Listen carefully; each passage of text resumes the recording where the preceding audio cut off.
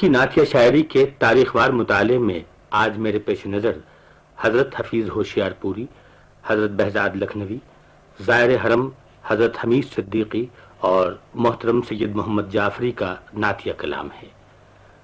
حضرت حفیظ ہوشیار پوری کا نام شیخ عبدالحفیظ سلیم تھا۔ 1912 میں ہوشیار پور میں پیدا ہوئے، ابتدائی تعلیم وہیں پائی۔ 1928 میں میٹرک پاس کیا، 1933 میں گورنمنٹ کالج لاہور سے بی اے کیا، 1936 میں فلسفے میں ایم اے کیا۔ کچھ مدت میاں بشیر احمد کے ساتھ انجمن ترقی اردو کے سیکرٹری بھی رہے، پھر آل انڈیا ریڈیو سے وابستہ ہو گئے۔ قیام پاکستان کے بعد ریڈیو پاکستان کراچی میں پروگرام ڈائریکٹر مقرر ہوئے۔ ریڈیو پر مختلف اعلیٰ عہدوں پر فائز رہ کر ڈپٹی ڈائریکٹر جنرل کے عہدے پر ریٹائر ہوئے۔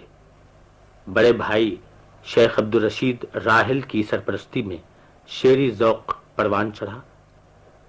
مولانا غلام قادر گرامی کے فیض صحبت نے مذاق سخن کو اور نکھارا۔ حفیظ صاحب نے غزل بھی کہی اور نظم بھی، لیکن غزل ان کی محبوب صنف سخن تھی۔ حفیظ ہوشیار پوری کو تاریخ گوئی میں بھی کمال حاصل تھا۔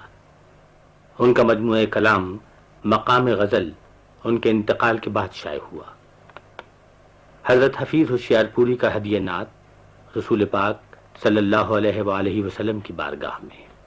ظہور نور ازل کو نیا بہانہ ملا، حرم کی تیرا شبی کو چراغ خانہ ملا، ظہور نور ازل کو نیا بہانہ ملا، تیری نظر سے ملی روشنی نگاہوں کو، تیری نظر سے ملی روشنی نگاہوں کو، دلوں کو روزے تب و تاب جاویدانہ ملا، ظہور نور ازل کو نیا بہانہ ملا، خدا کے بعد جلال و جمال کا مظہر،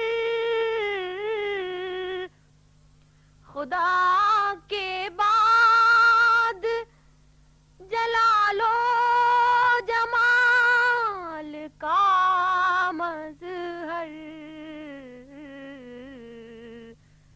اگر ملا بھی تو کوئی تیرے سوا نہ ملا، ظہور نور ازل کو نیا بہانہ ملا، زمین سے تابا فلک جس کو جرأت پرواز، زمین سے تابا فلک جس کو جرأت پرواز، وہ میرے قافلہ وہ رہ برے یا جگانا ملا، ظہور نور ازل کو نیا بہانہ ملا، حرم کی تیرا شبی کو چراغ خانہ ملا۔